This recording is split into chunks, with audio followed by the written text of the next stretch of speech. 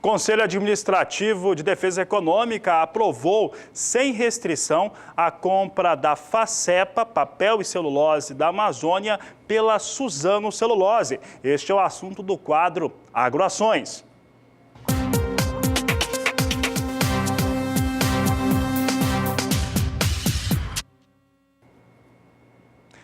O Agricultura BR traz em destaque o Agroações com essa informação. O Conselho Administrativo de Defesa Econômica aprovou a compra da Facepa, papel e celulose da Amazônia, por parte da Suzano Celulose. Essa negociação da Suzano comprar a Facepa aconteceu no final do mês de dezembro do ano passado, que já tinha sido confirmado um negócio na ordem de 310 milhões de reais. Vamos ver como é que ficou essa situação de compra. É uma alteração importante no quadro da cadeia produtiva de papel e celulose do país. Essa aprovação acontece na data desta sexta-feira, 19 de janeiro de 2018, valor de 310 milhões de reais. A atuação da Facepa é em papéis sanitários. Esses papéis sanitários que agora a Suzano entra com uma situação um pouco mais forte nesse mercado, que no entendimento do CAD, a operação não tem potencial de gerar anticoncorrenciais, visto que as possíveis integrações verticais decorrentes da operação não impactam de forma significante no ambiente concorrencial, ou seja, não tem dominação de mercado. Esse que é o principal fator aí em relação à aprovação. A Facepa é uma empresa tradicional, foi fundada em 1958 e desde então tem atuado com esse tipo de papel. Papel sanitário, que é, por exemplo, guardanapo, também outros tipos de toalhas de papel, entre outros produtos. Nós vamos ver agora como que as ações da Suzano elas têm se comportado nos últimos 30 dias. Suzano, que é adquirente, que já começou a ter uma atuação em alguns estados ali na região nordeste do país, nesse tipo de papel sanitário, mas agora com a aquisição da Facepa fica mais consolidada neste tipo de mercado. Suzano tem tido altas significativas para o valor da sua ação. Veja só comigo que nós temos aqui no dia 18 de dezembro o valor da ação da Suzano, que é negociada sobre a sigla SUZB3, R$ 18,33. No dia 28 subiu para R$ 18,69. No dia 10 de janeiro, R$ 19,41. Dia 17, R$ 19,65. Fechavam nesse último dia 18 de janeiro a R$ 21. Então vem com o movimento de elevação os valores das ações da Suzano negociado na Bolsa de São Paulo. O destaque agora é para o mercado ao vivo. Vamos saber como é que as ações da Suzano elas estão reagindo. A confirmação do CAD acontece hoje. O negócio já tinha acontecido em dezembro, é por isso que tivemos essa movimentação de alta. Mesmo assim, mesmo já estando de certo modo precificado a aquisição da Facepa, mesmo assim vem com alta bastante forte as ações da Suzano, alta de 2,85% neste momento, negociada a R$ 21,60. Ações da Suzano que são negociadas sobre a sigla SUZB3, vindo com forte alta nesta sexta-feira.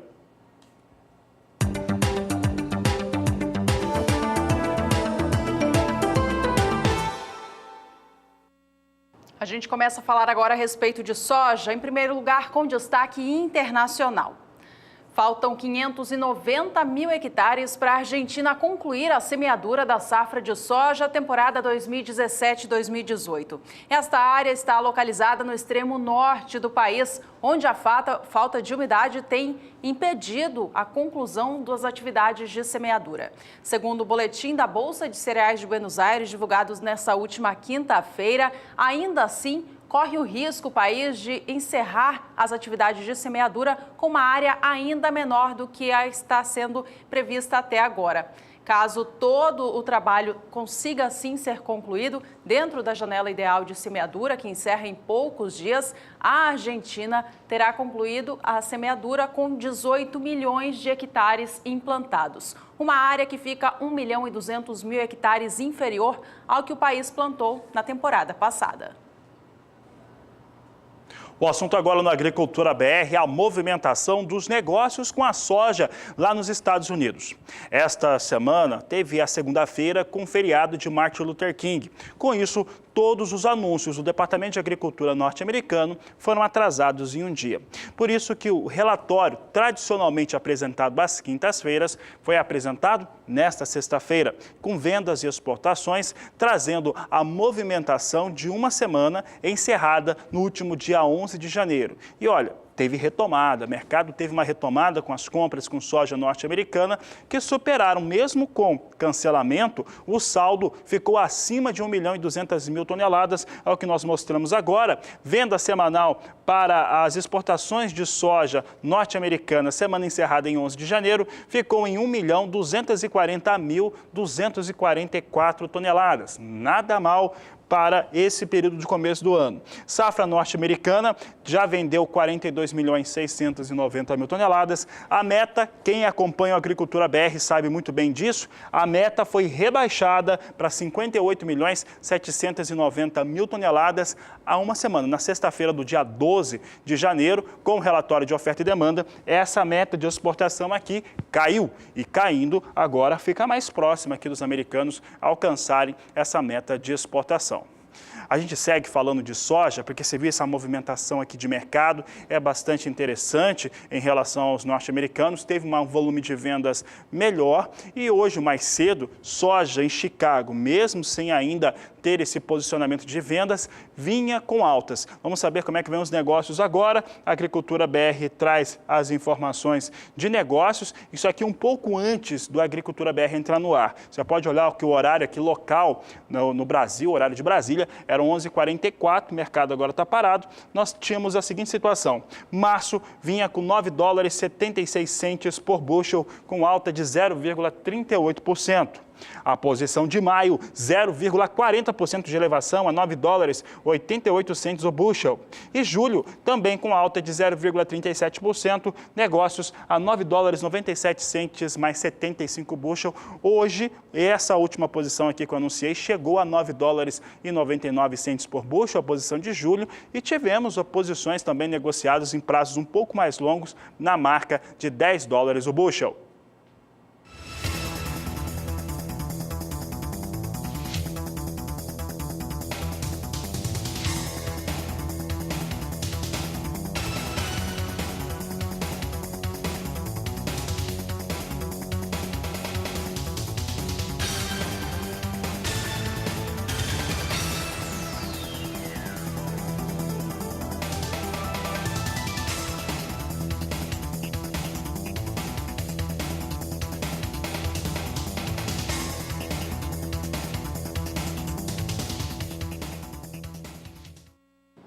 Aqui no Brasil, os casos de ferrugem asiática da soja nas lavouras comerciais do país triplicaram no período de apenas 20 dias. É isso que mostra o consórcio anti-ferrugem, que é uma parceria entre empresas públicas e privadas que trabalha já há alguns anos no combate à doença no Brasil.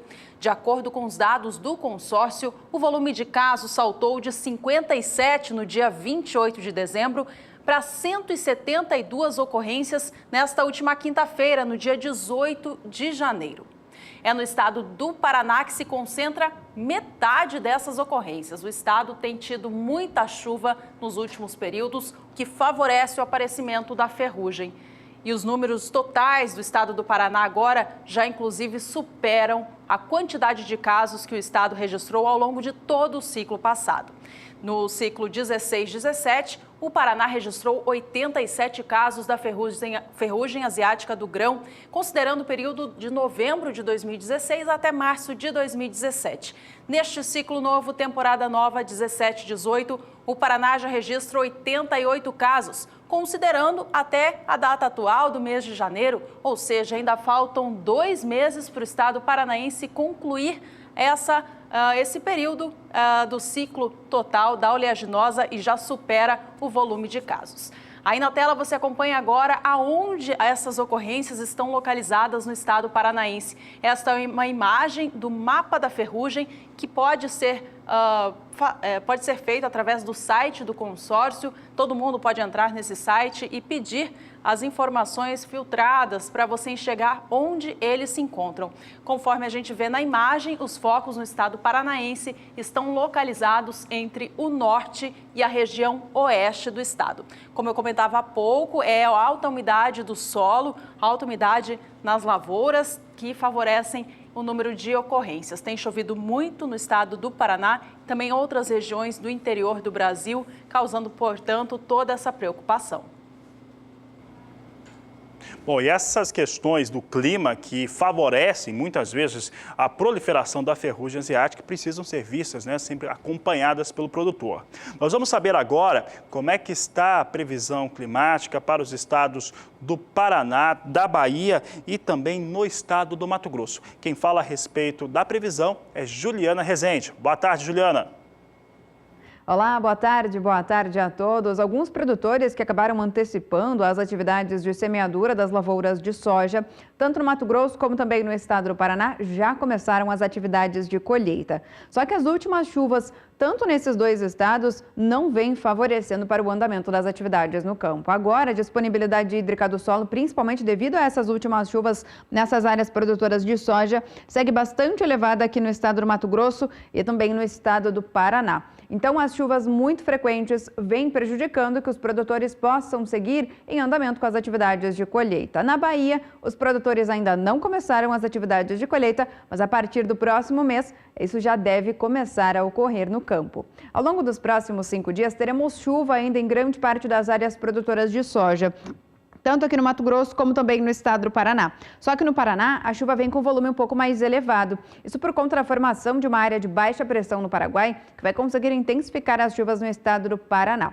Como a chuva não cessa no estado do Paraná, a tendência ainda é que os produtores possam seguir tendo transtornos no andamento das atividades de colheita. Agora, no Mato Grosso, a condição já é um pouco melhor. As instabilidades perdem um pouco mais de intensidade em toda a região central do Brasil e no Mato Grosso o volume de chuva agora é mais baixo, ou seja, são pancadas mais fracas e irregulares. Isso acaba beneficiando grande parte dos produtores de soja que seguem em fase de colheita. No decorrer da próxima semana, entre os períodos do dia 25 e 29 de janeiro, é quando a chuva começa a migrar um pouco mais para as áreas centrais do Brasil. Então, volta a chover com um pouco mais de intensidade no estado do Mato Grosso. O volume de água já fica mais elevado, podendo alcançar aqui de 30 até 50 milímetros em grande parte do Mato Grosso. No Paraná, as instabilidades ainda devem seguir acontecendo, apenas com volume de 30 até 50 milímetros. Durante o terceiro período, as instabilidades agora ganham muita intensidade aqui no estado do Mato Grosso. Isso ocorre já no comecinho do mês de fevereiro. É quando a chuva ganha cada vez mais intensidade. Isso ocorre por conta da atuação de um corredor de umidade que acaba trazendo mais instabilidades da Amazônia para a região central do Brasil.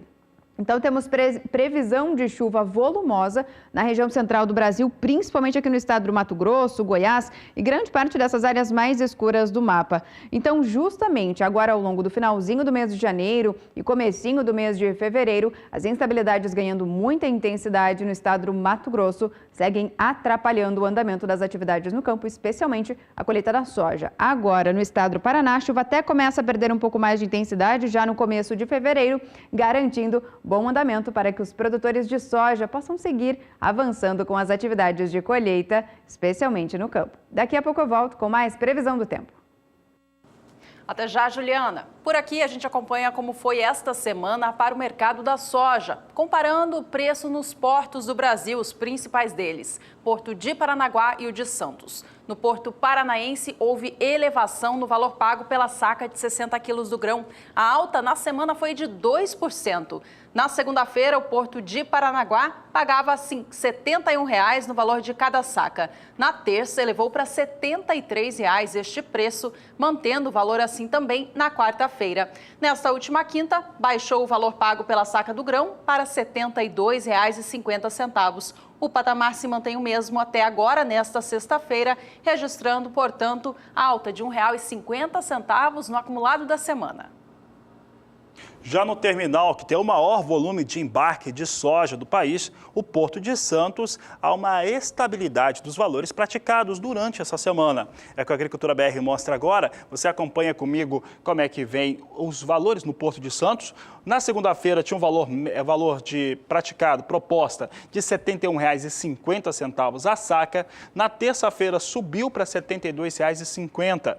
Manteve esse valor na quarta-feira, R$ 72,50 a saca de 60 quilos, enquanto na quinta-feira recuava para R$ 71,50 e vinha mantendo nesta sexta-feira R$ 71,50 a saca de 60 quilos. Portanto, total estabilidade para as propostas de valores pagos à saca de soja no Porto de Santos, maior embarcador do país.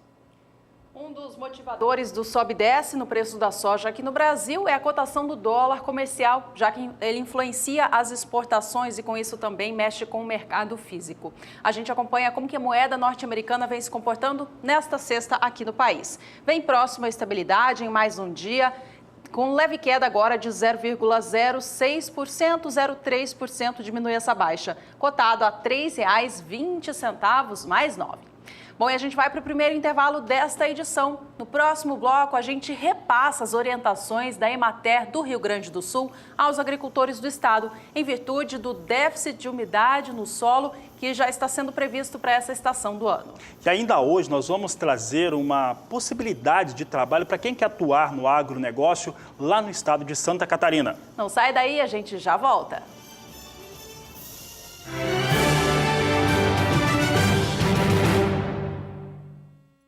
A influência do fenômeno climático Laninha sobre o Rio Grande do Sul tem refletido em um verão menos chuvoso.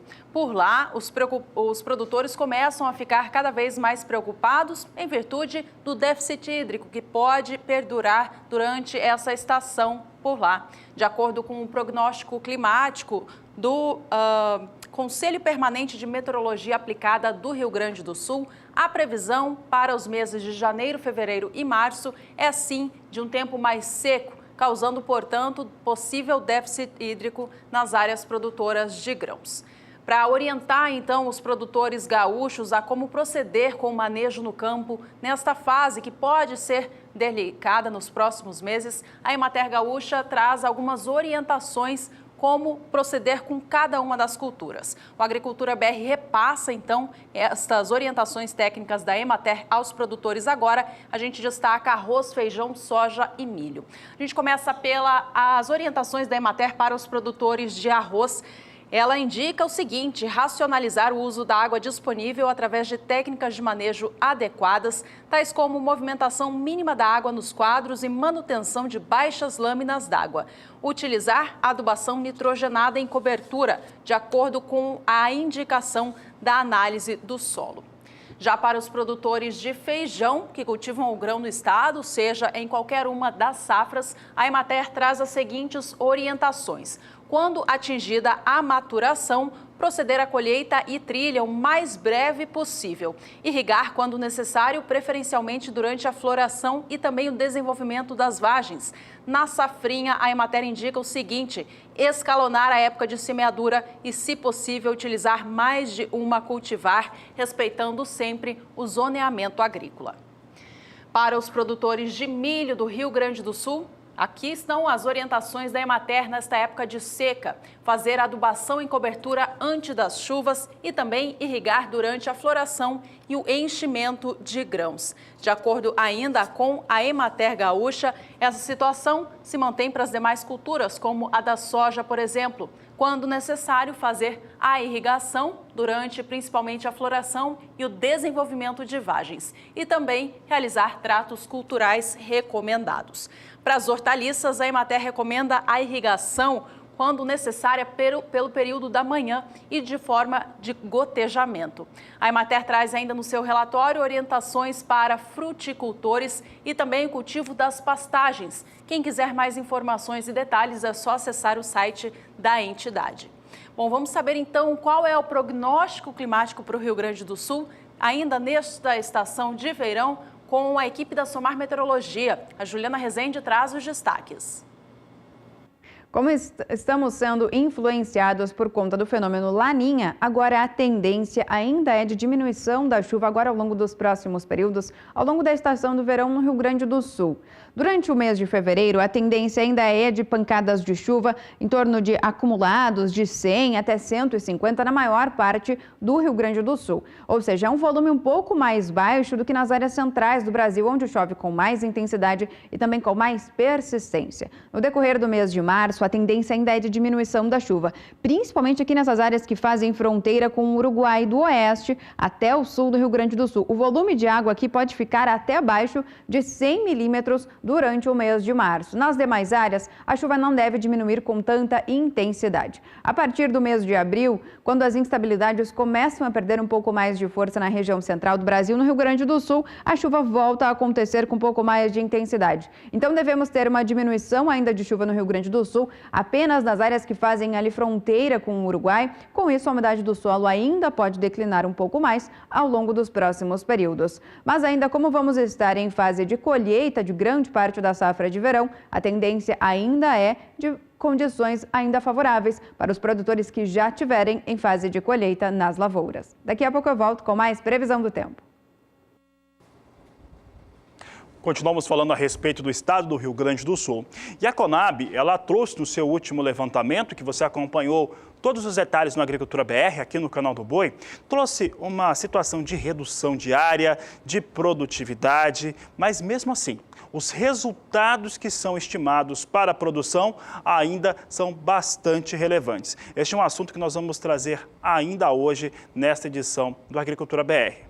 Antes, você confere comigo como é que vêm os valores praticados para o milho em vários estados produtores do país. Vamos ver aqui o que nós estamos trazendo. Neste momento aqui o Agricultura BR mostra para você o Rio Grande do Sul em destaque e você vê que o valor ficou totalmente estável neste balanço semanal. De segunda a sexta-feira, valor médio no estado do Rio Grande do Sul na casa de R$ 31,75. Assim se comporta os valores no estado do Rio Grande do Sul.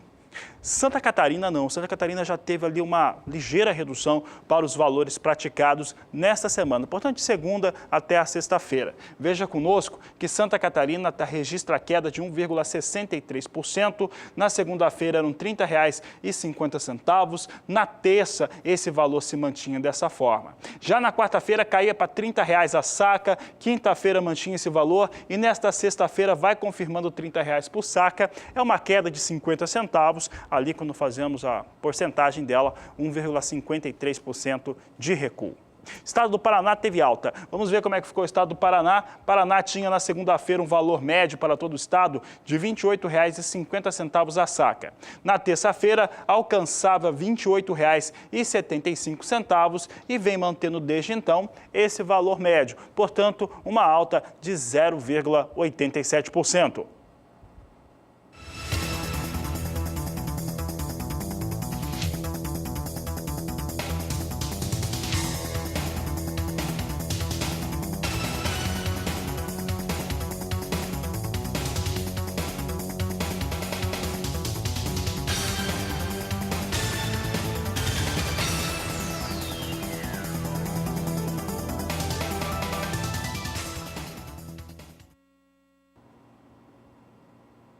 A Agricultura BR volta a falar agora dos números de vendas e exportações no acumulado da semana encerrado no dia 11 de janeiro, lá nos Estados Unidos. E olha, chamou muita atenção da equipe do Agricultura BR o volume de vendas. Isso porque nesta semana teve quase 2 milhões de toneladas de milho vendido pelos norte-americanos. É importante lembrar que as vendas por lá são mais lentas do que no último ano, na última temporada, e inclusive aquela estimativa de exportação geral é mais baixa. Vamos saber então como é que vem os números de exportação de milho norte-americano. Aqui são as vendas de exportação, então não necessariamente embarcados, e sim comercializados. Semana encerrada no dia 11 de janeiro de 2018, teve um total semanal de 1.888.340 toneladas comercializadas. A safra totaliza 28.990.000 toneladas vendidas. A meta de exportação é de 48.900.000 toneladas. O relatório de vendas e exportações apresentado nesta sexta-feira e de uma maneira exclusiva, normalmente ele é apresentado na quinta-feira, teve feriado no começo da semana, na segunda-feira, dia do Martin Luther King, trouxeram números volumosos para vendas, pode ser de soja, outros produtos do complexo soja norte-americano e também para o milho. Vamos saber como é que o milho reagiu, né? O mercado do milho vem reagindo depois dos dados. Nós temos milho no mercado futuro de Chicago reagindo com alta. Vamos saber agora, o pessoal aqui alterou a tela. Temos aqui os números para o milho no mercado de Chicago. Agora sim, temos o milho no mercado ao vivo. Você vê aqui que ele já teve uma alta um pouco mais expressiva hoje, mas neste momento vem com negócios em elevação. Posição de março vem a $3,53 o bushel, alta de 0,49%. Maio, 3,61, elevação de 0,48%. Julho vem com negócios a 0,47%, $3,69 por bushel, e a posição de setembro com alta de 0,39% a $3,76 mais 75 por bushel.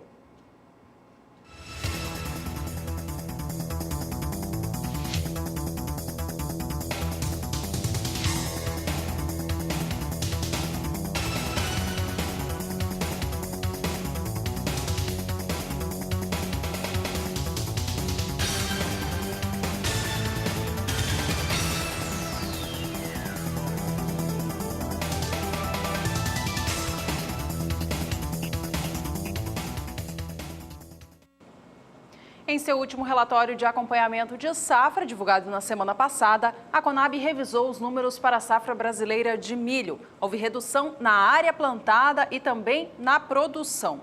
Essa queda foi especialmente para o estado do Rio Grande do Sul. É o que a gente acompanha agora na reportagem de Annelise Nicolodi. A Companhia Nacional de Abastecimento, a Conab, revisou para cima a área de produção de milho safra 2017-2018. A redução no volume de produção prevista em 15% caiu para 12% e o recuo na área de 13% para 9%. Ainda assim, os 728 mil hectares cultivados com milho no Rio Grande do Sul são a menor área da história.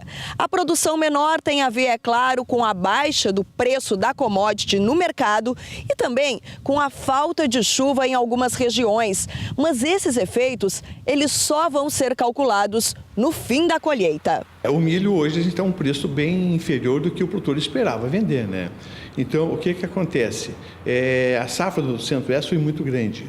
Tá? As exportações brasileiras esse ano foram menores de milho. Existe milho estocado, mas esse milho que está no Centro-Oeste. E esse frete do Centro-Oeste para cá, hoje está variando em R$300 a tonelada. O milho vai chegar caro. E pela produção, que houve uma diminuição. Essa área que está faltando, deve faltar coisa de 1,5 milhão, 1.600.000 toneladas de milho no mercado interno. Esse milho vai ter que entrar. Então, eu vejo que o produtor que puder segurar sua produção de milho, segura. Não é hora de vender, porque os preços estão baixos em função de não estar assim na boca da colheita. Estão colhendo, o comprador, ele quer comprar barato, tá certo ele. Mas se o produtor puder segurar, segura, porque após o término da colheita nós vamos ter um preço melhor de milho. Annelise Nicolodi para o SBA.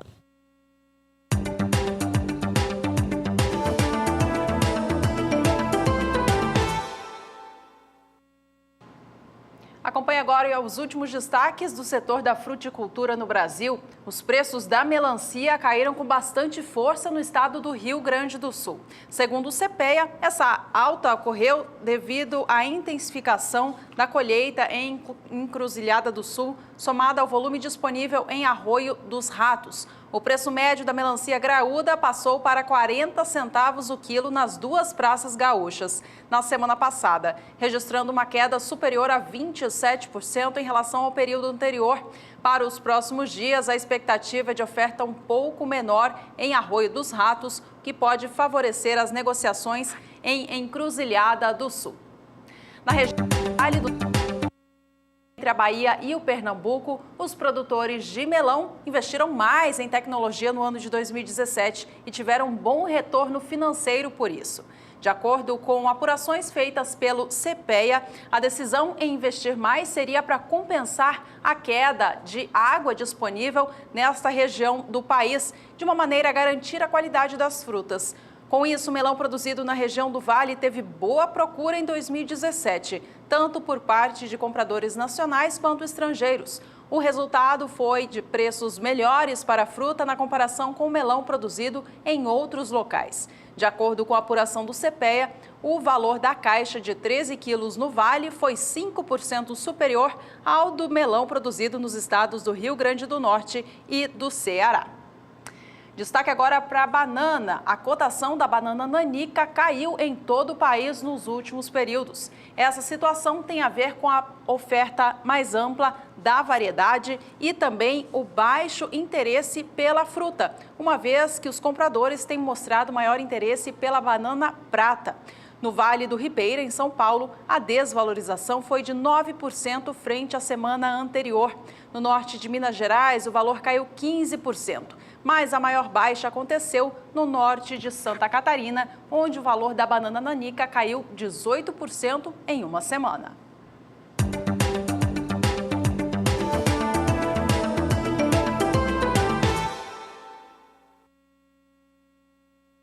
E é hora de mais um rápido intervalo. No próximo bloco, a gente traz em destaque arroz e arroz no estado do Sergipe. Aproveite para entrar em contato conosco. Você pode entrar em contato pelo Twitter, pelo Facebook e WhatsApp. O número é 679-9656-2266. Voltamos já.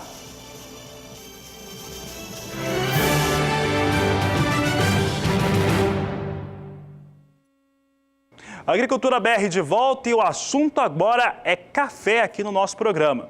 Isso porque, de acordo com a Safras e Mercados, em recente relatório divulgado para o mercado, neste momento, 71% da safra brasileira de café temporada 17-18 está comercializada. É um número mais lento, né? Mostra uma lentidão na comercialização se considerar a mesma data base na temporada passada. E é também mais lento do que a média dos últimos 5 anos. Vamos saber como é que vem, então, essa comercialização brasileira de café. Os dados são de Safras e Mercados, datado até o dia 17 de janeiro. Safras e Mercados fala que até o dia 17 de janeiro, 71% da temporada 17-18 havia sido comercializada. Considerando o mesmo período, 17 de janeiro, só que na safra passada ela estava em 78%. Portanto, o atraso aqui é de 7 pontos percentuais em relação ao que acontecia na última temporada.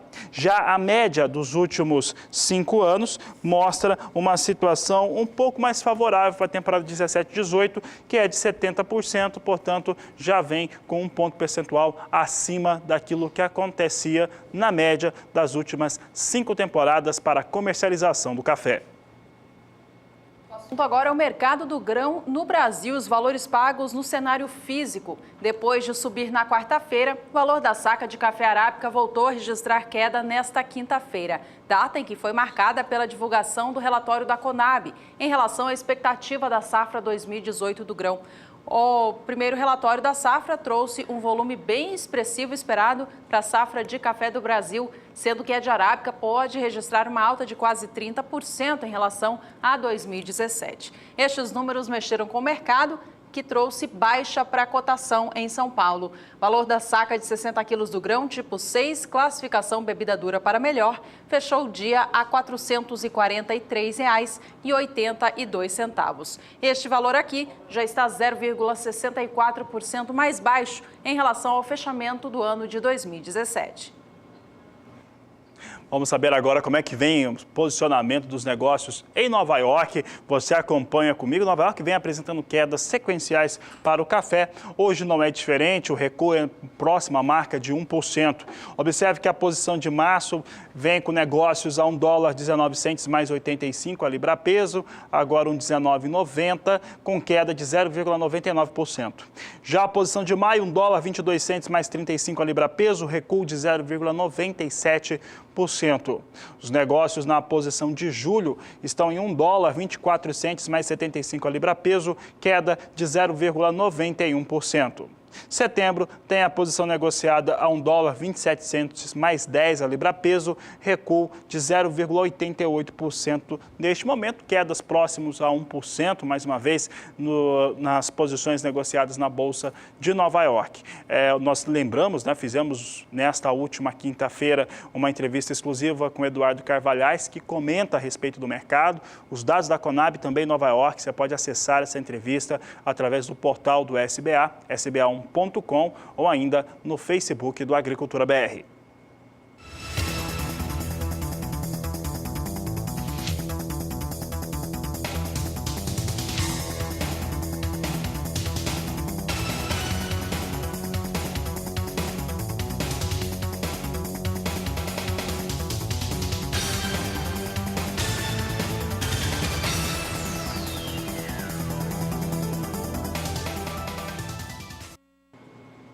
Ao contrário do que aconteceu com o mercado físico do café arábica, o do café Conilon registrou alta nesta última quinta-feira. O movimento de alta foi o primeiro em muitos dias em que esse mercado vem operando com forte pressão.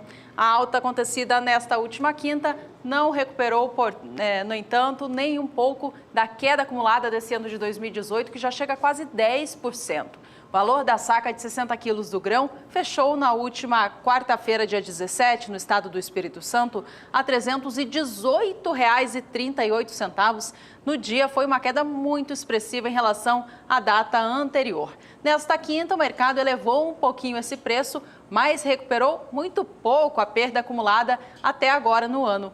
O valor da saca de 60 quilos do grão, tipo 6, peneira 13 acima, fechou a R$ 320,88.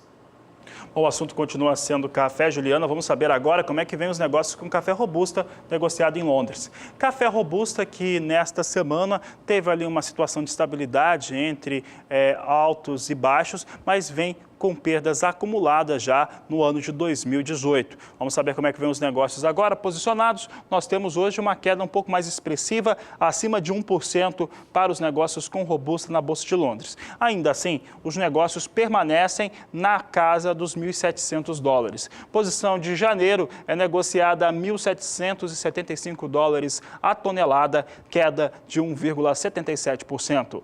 Março, $1.759 a tonelada, recua 1,89%. Maio, $1.742 a tonelada, queda de 1,13%. Julho também perde 1,06%. O mercado está alterando neste momento, perde menos, mas perde também. Negócios a $1.772 a tonelada. Ali as perdas financeiras, em relação à tonelada do café robusta, estão entre $19 por tonelada na posição de julho, que é dessas que apareceu de mais longo prazo, até $32 por tonelada, que vai perdendo na posição de mais curto prazo.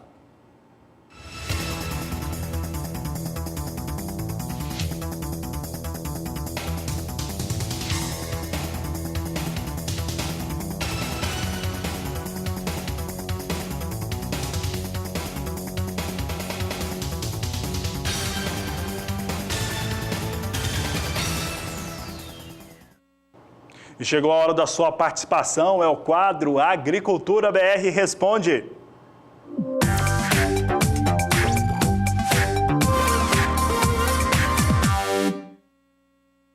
E a pergunta de hoje vem do estado do Piauí. Você que mandou mensagem para a gente, atenção, pode ser a sua sendo lida aqui. É o herculano Luiz Pereira, do município de Francisco Santos. Ele diz o seguinte: se for possível, manda para mim a previsão de chuva para 30 dias e quantos milímetros vai chover. Muito obrigado. Herculano, é possível sim. Quem traz todos esses destaques para a gente é a Juliana Rezende.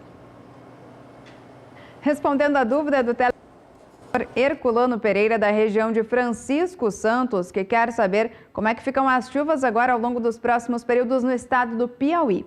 Nos próximos dias, teremos ainda pancadas de chuva, até que abrangentes no estado do Piauí. Isso volta a trazer um cenário bastante otimista para os produtores.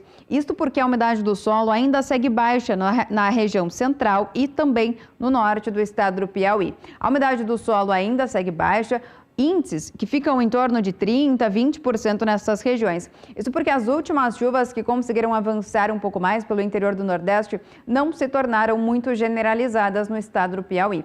Agora, nos próximos 5 dias, teremos chuvas mais abrangentes. Tem previsão de chuva para todo o estado, isso porque as instabilidades vão conseguir se espalhar aqui por toda a faixa norte da região Nordeste. E o volume de chuva é bastante significativo, em torno de 30 até 50 milímetros na maior parte do estado do Piauí.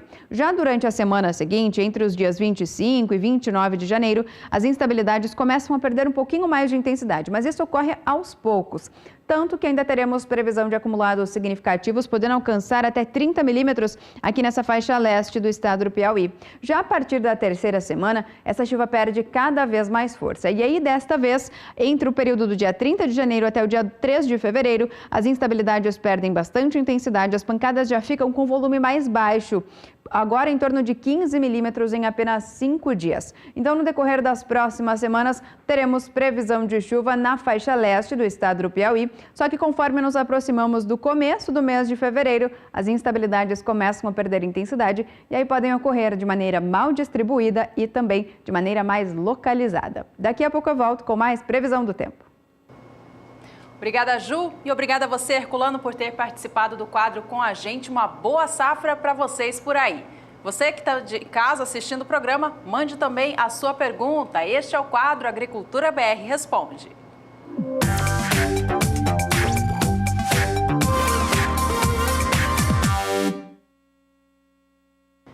E veja a seguir que o estado de Santa Catarina prorroga a redução do ICMS sobre o suíno vivo. Você vai ver também que em Santa Catarina tem um treinamento muito interessante formando os profissionais para o agronegócio. Assunto de ainda hoje no Agricultura BR.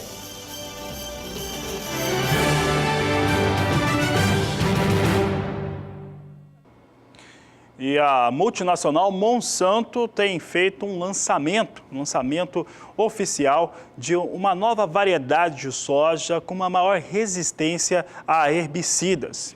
O lançamento aconteceu numa feira no interior do estado de Mato Grosso do Sul e o repórter Kleber Rabelo foi até lá e a Monsanto adiantou esse lançamento para o Canal do Boi e você confere agora. Um novo patamar de produtividade. É assim que a Monsanto classifica a nova geração da soja que vem sendo desenvolvida pela empresa, a Intacta 2 Xtend. A tecnologia foi apresentada durante uma exposição de produtos agrícolas em Maracaju, interior do Mato Grosso do Sul. Quem visitou o estande da Monsanto conheceu o produto através de uma experiência virtual.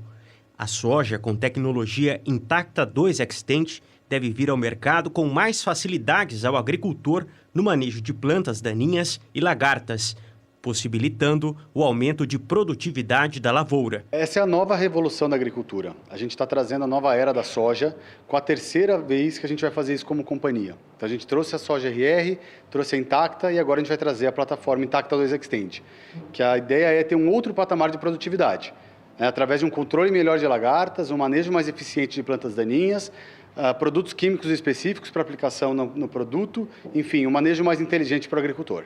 É a primeira vez que você vai ter um químico diferente, então você tem dicamba, que é um herbicida novo no Brasil, que não tem, e que ele vai ser aplicado na cultura. Então ele ajuda a um manejo mais eficiente e você melhora toda a proteção de lagarta que a Intacta já traz e adiciona a Spodoptera, que é uma lagarta importante hoje na agricultura. Existe uma expectativa grande que esse novo patamar seja similar ao que foi de Intacta para RR. Mas quem vai dizer o quanto que é este patamar vai ser o agricultor. Então, a partir da safra 19, a gente vai ter um grupo de agricultores, do MS inclusive, testando esse produto nas áreas deles, nas condições deles e na realidade dele, para aí sim ele definir qual que é o valor, quanto que aumentou de produtividade. A tecnologia ainda não foi aprovada pela Comissão Técnica Nacional de Biossegurança, mas já no ano que vem vai ser possível testar o produto. A previsão é de que a soja com tecnologia Intacta 2 Xtend seja comercializada a partir de 2020. A Monsanto escolheu Mato Grosso do Sul para apresentar a experiência virtual do novo produto.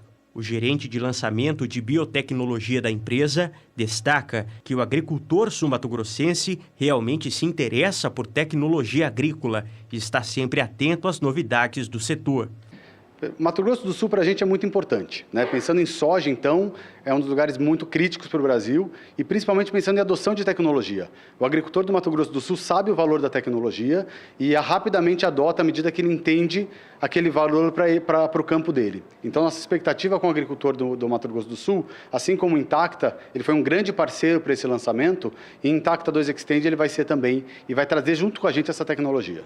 Quem acompanhou a apresentação do produto ficou interessado nos componentes da nova tecnologia, levando em consideração os desafios e as dificuldades que o agricultor enfrenta para aumentar a produtividade. Hoje em dia, a dificuldade nossa de aumentar a produtividade está muito em cima da dificuldade de controle de plantas invasoras. E essa tecnologia parece que ela vai vir com mais um produto para estar auxiliando no manejo de plantas invasoras na cultura da soja. Eu achei que foi uma boa apresentação, bem dinâmica aí, que pode demonstrar para a gente que é um produto que vem para agregar aí na agricultura, né? Principalmente no controle das plantas daninhas de folha larga, que tem tido bastante dificuldade para o controle hoje. E é um produto ali que vem para somar e começar a produzir mais do que a gente está perdendo por causa dessas plantas daninhas. O governo de Santa Catarina anunciou nesta última quarta-feira que vai manter a redução do ICMS sobre a venda do suíno vivo do estado. A medida, que teve início no ano passado, reduz de 12% para 6% a alíquota do produto que sai do estado catarinense com destino aos demais estados do Brasil. O objetivo do governo com esta ação é aumentar a competitividade da suinocultura catarinense e assim manter os criadores na atividade. A alíquota, a 6%, se mantém agora neste valor até a data 30 de junho. Sobre o mercado da suinocultura no Brasil, também sobre o mercado de frangos e o fim do embargo, melhor dizendo, à carne brasileira pela Rússia, em São Paulo, a jornalista Sara Kirchhoff conversou com o presidente executivo da Associação Brasileira de Proteína Animal. Acompanhe a entrevista.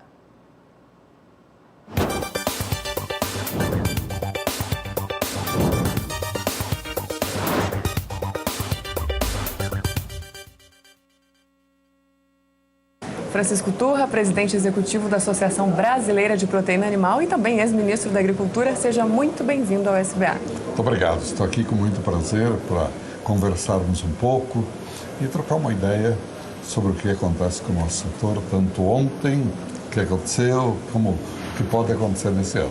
Tá certo. Vamos começar por ontem, então, porque tem muitos assuntos aqui, mas um deles que eu gostaria de comentar com o senhor é a questão de como que se comportou o mercado de frango e de suínos em 2017. Os dois tiveram um aumento na receita, mas diminuição aí no volume exportado, é isso? Como é que a gente avalia esse cenário? Bem, um ano de crise, carne fraca, repentinamente alguns mercados retraíram, exigiram mais, isso é normal. E, em consequência disso tudo, principalmente no final do ano, com o fechamento de algumas empresas temporário para a União Europeia, nós tivemos aí um volume inferior ao que nós prevíamos. Em volume caímos mesmo. Não foi significativo, mas foi uma queda que não acontecia há 10 anos. E, graças a Deus, superamos porque a receita foi positiva e bem. E para suínos, idêntico.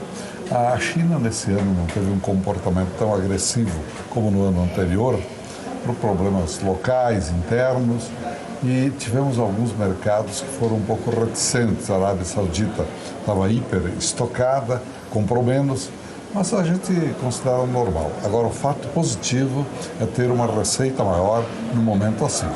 Porque, a rigor, muitos esperavam que, fruto da operação, o Brasil fosse minimizar, vender preços depreciativos, e não, ao contrário.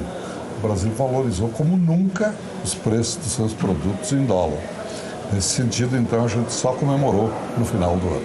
Dá para dizer que depois de um ano tão difícil, o Brasil saiu bem no lucro, né? Você saiu muito bem. Saiu muito bem. Presidente Turra, e aí falando da Rússia em específico, por enquanto a Rússia não está importando carne do Brasil, né? Tem alguma previsão de que esse quadro ele seja revertido? Bom, a Rússia, você sabe bem, ela importa carne de aves em quantitativo pequeno, ela tem uma produção boa, mas 40% do que nós exportamos de carne suína é para eles. E eles, 95% do que importa é do Brasil. Então é uma relação íntima e importante. A Rússia, lá pelas tantas, no final de dezembro, antes até, ela reclamou que o Brasil não se pronunciava sobre 3 pedidos. Um deles, a habilitação de uma planta de frigorífica de bovinos, que é natural, não há problema, importação de pescados e também de trigo. Nós somos importadores e o Brasil não pode se fechar, mas havia uma demora muito grande que desagradou os russos. Eles aproveitaram o momento em que normalmente encerram as exportações por causa do clima frio, gélido da Rússia, cessam as exportações em dezembro, janeiro e meados de fevereiro que retomam.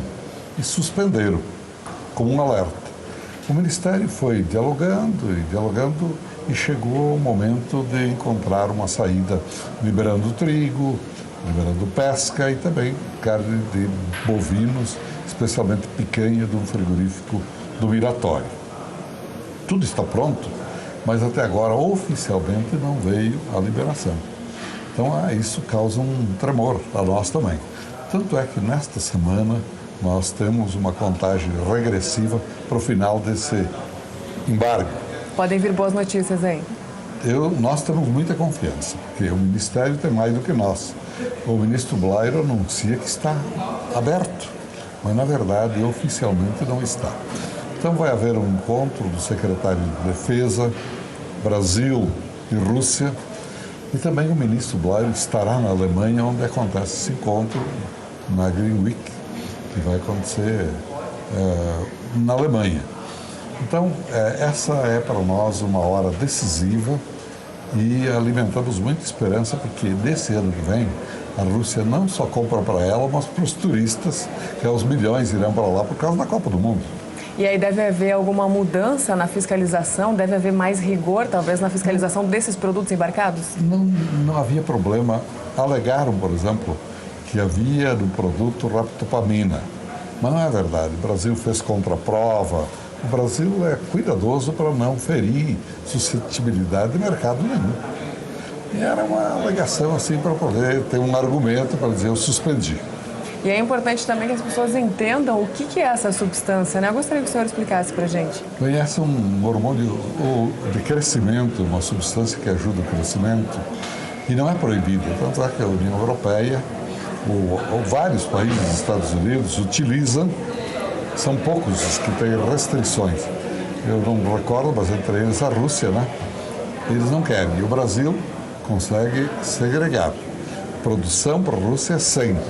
Mas aqui não é proibido, porque não é proibido pelo Código Alimentar, nem pela Organização Mundial da Saúde, mas eles não aceitam. E a gente tem que seguir, assim como outros países têm restrições ao uso disso, daquilo, e o Brasil cumpre para a Rússia com muito mais razão. E o país costuma ser muito rígido, né, com essas fiscalizações e essas legislações. Sem dúvida, sim. E nunca deu problema. Mesmo agora, quando anunciaram, os exportadores brasileiros, eles se ofereceram, nós vamos fazer contraprova, mais um exame. Mandaram laudos que saiu daqui sem nada, não havia por que temer lá, né? Mas os russos nem fizeram esse exame, porque sabiam que não era esse o motivo. E talvez uma das provas aí dessa sanidade, desse cuidado que existe por aqui, seja a questão da gente não ter nunca presenciado um caso de gripe aviária no país, né, do presidente Turra? O que nos ajuda muito, porque os países europeus, África do Sul, África como um todo, Europa, permanentemente em surto, inclusive agora na China, fortíssimo. A Índia também, apesar de não ser um grande produtor. Não temos ainda abertura do mercado, mas é um mercado também significativo para o mundo. Importante falar disso também, né? Para que as pessoas entendam que existe esse controle por aqui, tanto para o que a gente consome e para o que vai para fora do país, né? O Brasil, nós procuramos fazer uma campanha permanente, massiva, forte, não só aqui, mas inclusive com os países limítrofes. Esses do Mercosul, permanentemente nós temos reuniões com eles para discutir métodos, para discutir formas, conceitos e ajuda mútua principalmente técnicos brasileiros, vão para lá para ajudar. Eu acho que isso tem sido muito produtivo. Presidente Turra, e com esses tantos cortes aí por parte do governo, o setor corre algum risco de ter algum repasse, não ter algum repasse que hoje tem, especialmente aí falando nesse controle? Pois é, nós o que mais precisamos é que exista o cumprimento das obrigações do Ministério. Principalmente fiscalização de portos, aeroportos, as vias de fronteiras todas, né? Isso, pelo menos até aqui, não. Porque a iniciativa privada tem colocado muito dinheiro. A própria ABPA tem um fundo para uma emergência e ajuda e faz. E os privados investem muito nisso também. Ajuda muito o governo. Presidente Turra, além dessa entrevista, você comentou sobre a China e a gente tem acompanhado ainda aqui de longe o fechamento de centenas de fábricas lá na China nessa onda verde, né? No meio de tudo isso, o Brasil deve aí se beneficiar, considerando que a China é um importante comprador, Olha, hein? Nós estamos tirando esse proveito. Por exemplo, de leve, eles são os maiores produtores mundiais de carne suína. 50% mais da produção do mundo é deles. Mesmo assim, eles estão reduzindo o rebanho por problemas ambientais, principalmente escassez hídrica. Isso é muito forte. Então, o Brasil, é óbvio, está aí. Eu acho que é a bola da vez, todo mundo sabe. Saiu uma pesquisa aí, 96% dos brasileiros urbanos disseram que consideram o agro a grande vocação do Brasil, e é mesmo. E essa semana nós tivemos aí o resultado da balança comercial do agronegócio de 2017, né, por parte do ministro da Agricultura, que mostra que o agro é responsável por 44% das exportações que saem aqui do Brasil, né? O que mais a gente pode avaliar desse balanço divulgado? Olha, eu acho que é o motor da economia e principalmente porque uma exportação do agro tem um sentido diferente. Nós importamos quase nada. O que nós exportamos é líquido. Nós temos aí um saldo da balança, eu não vi os números finais, mas sempre de 80%. Porque importamos 20%, exportamos 80%, ou mais, o 100%. Então o Brasil, do agro, é o Brasil que é o motor da economia. Presidente Turra, começamos a entrevista olhando para trás, agora olhando para frente. O que a gente espera aí do setor de proteína animal agora em 2018, que está recém começando? Veja, eu acompanho muito de perto o nosso setor há 10 anos, mas o agro como um todo há muito mais. E nunca deu para a gente dizer assim, olha, eu prevejo que o ano que vem vai ser uma catástrofe. Óbvio que a gente trabalha com umas variáveis, por exemplo, o tempo. O tempo é um fator determinante para você ter uma safra boa ou ruim. Se a safra for ruim, é muito pesado para setores e etc. Né? Por exemplo, faltou milho, faltou soja. O Brasil é autossuficiente, é exportador e até aqui que nós estamos falando, as coisas vão indo muito melhor do que encomenda. Tá certo. Então, 2018 a gente espera que seja aí bem positivo, né? Para o nosso setor, a previsão é de crescer, de ajustar umas questões e enfrentar alguns mercados, agredir mais alguns que têm potencial e entrar em alguns novos também. E com o aumento na demanda tanto interna quanto externa, a gente acredita que o Brasil está preparado aí para atender um possível aumento no consumo da carne de frango e suína especificamente. A gente tem uma capacidade ociosa boa, dá para crescer muito bem, sem dúvida alguma. Perfeito. Presidente Turra, mais uma vez obrigada pela sua participação aqui no SBA e volte sempre. Prazer reencontrá-la aqui nesse programa, é muito bom. Da mesma forma. Esse foi então o presidente executivo da Associação Brasileira de Proteína Animal, Francisco Turra, e nós voltamos ao programa.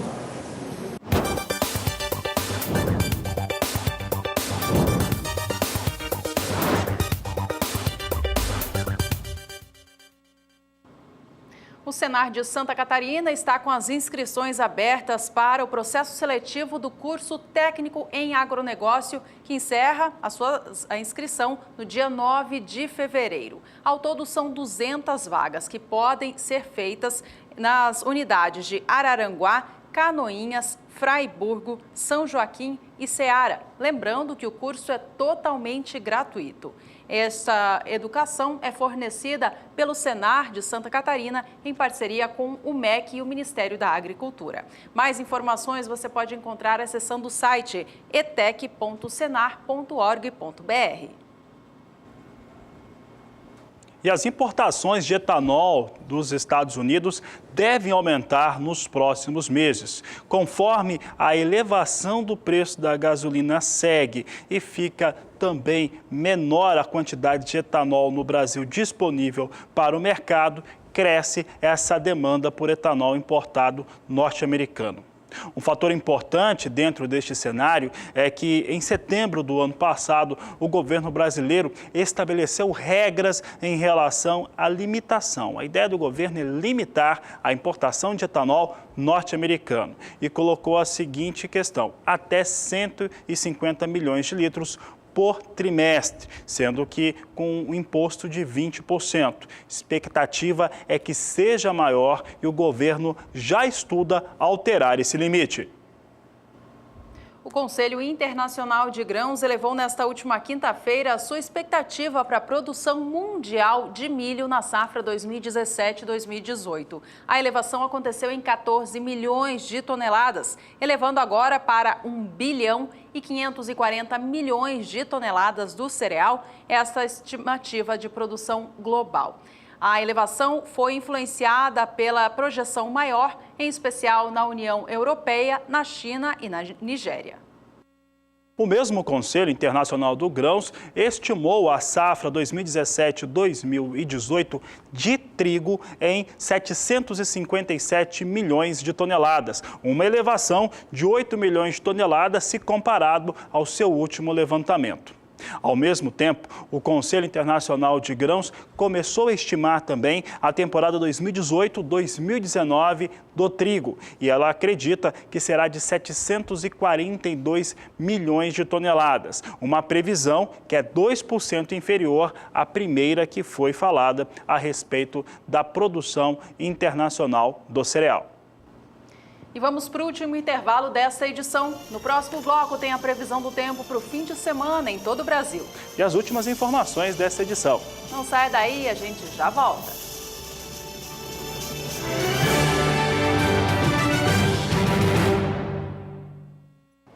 O assunto na Agricultura BR é a China e a China no Brasil. Isso porque, de acordo com o Ministério do Planejamento, durante o ano de 2017, a China investiu 20 bilhões e 900 milhões de dólares no Brasil. É o maior investimento desde 2010 e mostra uma situação bem forte em relação aos projetos da China sendo desenvolvidos em território brasileiro. Nós vamos mostrar agora como é que eles foram divididos, porque a China tem um foco especial. E esse foco especial tem muito a ver com o agronegócio e principalmente escoamento da soja. Veja conosco aqui os valores e também os setores onde que a China costuma investir. O valor é de 20 bilhões e 900 milhões de dólares, como eu disse, é durante o ano de 2017. Os setores essenciais são o de energia, logística e agricultura. Esses setores, principalmente também o do petróleo, do pré-sal, tem um acordo de 2 bilhões e 250 milhões de dólares com a empresa chinesa State Power para operar a usina hidrelétrica de São Simão. O dado de investimento de 2017 considera investimentos confirmados e anunciados, mas não confirma, não traz neles aqueles acordos que são em empresas privadas, e sim em relação às empresas estatais da China e seus investimentos no Brasil. Uma das situações que são importantes estão relacionadas aos recursos, os valores que são disponibilizados por bancos chineses e também brasileiros. O foco, como eu disse, é no desenvolvimento de logística, principalmente em relação às ferrovias. Essas ferrovias que os chineses querem desenvolver é para atender principalmente para escoar safra de soja do centro-oeste brasileiro para os terminais portuários. Esse é o principal fator que eles estão investindo, que acaba sendo de logística e também agrícola.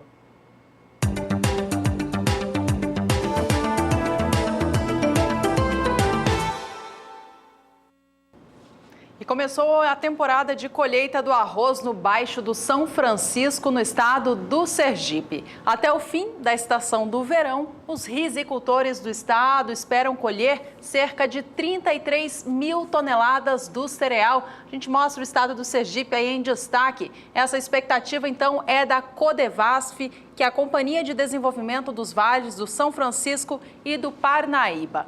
De acordo com a companhia, essa expectativa é positiva e a de produtividade também. Para esta safra 2017-18, estão sendo esperadas 9.700 quilos de arroz irrigado por hectare, em uma área de cultivo de 4.000 hectares.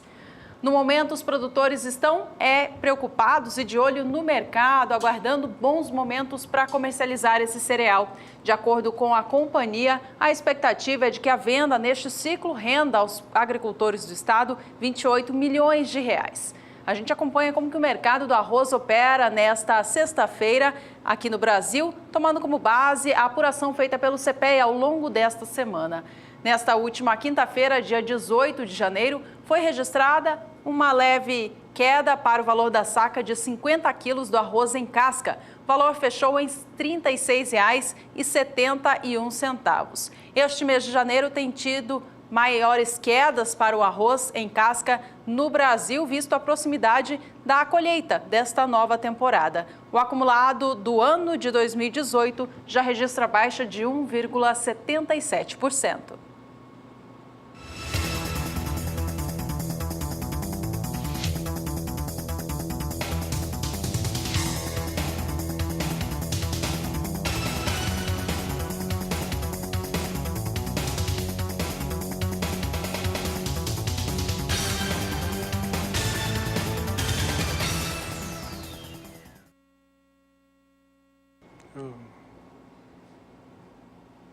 E o Porto de Itaqui, no estado do Maranhão, movimentou durante o ano de 2017 19 milhões e 100 mil toneladas de mercadorias. Esse volume ele representa uma alta de 13% frente àquele movimento que teve no ano de 2016. E 3% de alta frente ao volume inicial previsto para o Porto de Itaqui. O principal motivo dessa movimentação mais elevada, inclusive com uma previsão de movimentar ainda mais no ano de 2018, é por conta dos granéis, principalmente soja, que é o principal elemento das exportações pelo Porto de Itaqui, no estado do Maranhão. Vamos ver conosco aqui essa situação dos embarques durante o ano de 2017. Aqui nós temos o total embarcado, 19 milhões e 100 mil toneladas, e temos também os granéis sólidos, que responderam por 66,5% ou 12 milhões e 700 mil toneladas. O recorde histórico aqui é para o milho, com alta de 194% frente a 2016, e a soja com alta de 60%. Um outro fator interessante aqui nessa movimentação é a da importação de fertilizantes pelo Porto de Itaqui. O Itaqui não está sendo apenas uma situação, uma nova proposta para embarques da soja, embarques do milho, mas também é uma nova solução para importar fertilizantes para as áreas produtoras do país. Tem sido um destino cada vez mais procurado, ou uma rota cada vez mais procurada, também com forte aumento no ano de 2017.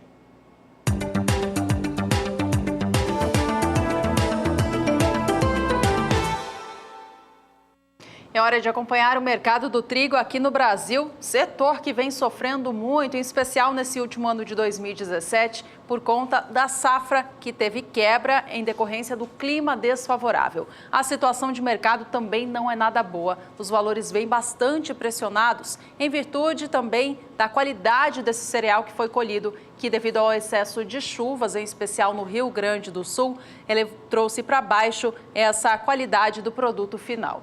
A quinta-feira foi marcada por alguma oscilação positiva no estado do Paraná, mas por uma queda brusca no estado gaúcho. É o que a gente acompanha agora na análise do CPEA. A cotação do trigo tipo pão ou melhorador subiu para R$ 664,52 na última terça-feira, dia 16 de janeiro. Nesta última quinta-feira, dia 18, os valores fecharam em R$ 664,91. A gente mostra agora em detalhes o que aconteceu no estado do Rio Grande do Sul. Por lá a queda tem sido mais brusca. Vamos aos números na tela então. Este gráfico mostra a cotação até esta última quinta-feira, dia 18 de janeiro. O valor da tonelada do trigo tipo brando fechou em R$ 580,52. Veja como foi forte a queda no valor do trigo no estado gaúcho nesta quinta-feira. Com isso, o acumulado do ano de 2018 já registra baixa de 1,27%. Vamos agora ao cenário internacional do trigo, ao mercado de Chicago em destaque. Acompanhe com a gente agora a movimentação em tempo real. De acordo com a apuração da Bolsa de São Paulo, a gente traz em destaque o trigo negociado na Bolsa lá norte-americana. Já já a gente traz as informações, não estamos prontos para os destaques agora.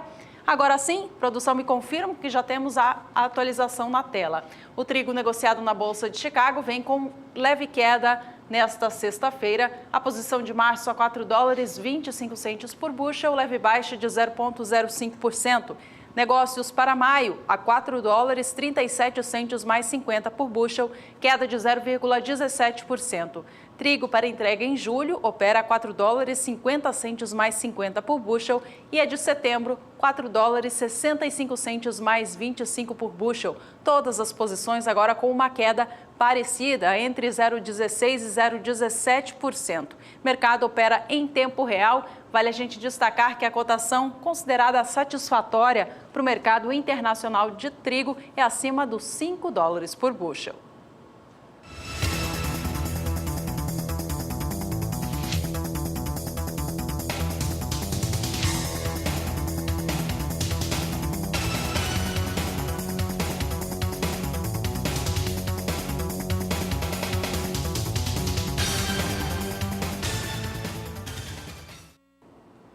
A Agricultura BR traz mais uma vez a previsão do tempo. Agora vamos saber como que fica a condição para os produtores rurais que estão trabalhando com colheita, alguns trabalhando também no plantio das mais variadas culturas em todo o país. Quem fala sobre o assunto é Juliana Rezende.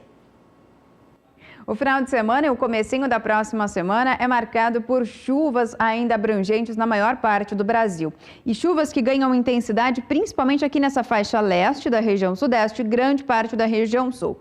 Ocorre que instabilidades lá no alto da atmosfera, conhecido como cavado, acaba intensificando essa chuva tanto na faixa leste da região sudeste como também no sul do Brasil. E mais a formação de áreas de baixa pressão sobre o Paraguai também garantem essas pancadas de chuva. Ocorre que instabilidades lá no alto da atmosfera conseguem ainda garantir que a umidade da Amazônia seja transportada aqui pela parte central do Brasil e acabe sendo concentrada tanto na região sul como também na região sudeste. Acontece que as chuvas mais expressivas da região sul são bastante abrangentes. Tem previsão de acumulados aqui desde o norte do Rio Grande do Sul até o leste do Paraná de até 50 milímetros em apenas 5 dias. Agora, na região sudeste, as pancadas mais expressivas e também mais frequentes devem ocorrer aqui na faixa leste do estado de São Paulo e alcançar também o sul de Minas Gerais. Agora aqui na região central do Brasil, uma área de alta pressão vai inibir a formação de nuvens de chuva e vai enfraquecer as instabilidades. Por conta disso é que a chuva diminui aqui na região central do Brasil, tanto na região centro-oeste, norte de Minas Gerais, Espírito Santo, ainda também aqui no interior da região nordeste. Já na faixa norte do Brasil, instabilidades tropicais ainda seguem mantendo as chuvas abrangentes e também com volumes bastante significativos. Dessa vez tem previsão de acumulados de até 50 milímetros aqui desde a faixa oeste da região norte até o estado do Maranhão. Então, no decorrer deste final de semana, teremos pancadas de chuvas mais expressivas no sul e também no sudeste, incluindo a faixa leste do estado de São Paulo, sul de Minas Gerais. E a chuva diminui na maior parte do centro do Brasil, beneficiando grande parte dos produtores que estão em fase de colheita atualmente. Hoje eu encerro por aqui a minha participação. Até mais!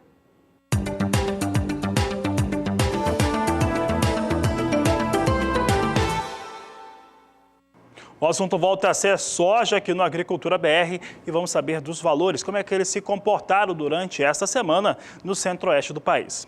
A boa notícia é que nesta última semana, tivemos elevação nos 3 estados. Vamos saber como é que foi Goiás primeiramente. Segunda-feira tinha um valor de R$ 63,50 a saca de 60 quilos. Na terça-feira subiu para R$ 63,75 a saca. Na quarta-feira mantinha esse valor. Na quinta-feira atingiu R$ 64,00 a saca. Nesta sexta-feira mantém os R$ 64,00, portanto, uma elevação de 0,78% para a média do valor da saca de 60 quilos da soja no estado de Goiás. Vamos saber agora de mais um estado. Agora trazemos em destaque aqui no Agricultura BR o estado do Mato Grosso, é o maior produtor individual de soja do mundo. E você observa que na segunda-feira tinha um valor de R$ 58,25 a saca de 60 quilos. Já na terça-feira subia para R$ 59,00 a saca e vem mantendo desde então esse valor até no fechamento desta sexta-feira, dia 19 de janeiro, a R$ 59,00 a saca, portanto aqui com alta de 1,28% para os negócios com soja no estado de Mato Grosso. Por último, vamos trazer em destaque agora o estado do Mato Grosso do Sul. Mato Grosso do Sul também tem elevação, é o que a Agricultura BR mostra agora. Você tem aqui uma situação de alta também no estado sul-mato-grossense de 1,63%. E essa mudança começou logo no início da semana. Na segunda-feira tinha um valor de R$ 61,00 a saca, na terça-feira subiu para R$ 62,00 a saca de 60 quilos e vem mantendo desde terça-feira este valor até o fechamento na sexta-feira, 19 de janeiro, a R$ 62,00 a saca de 60 quilos da soja em Mato Grosso do Sul.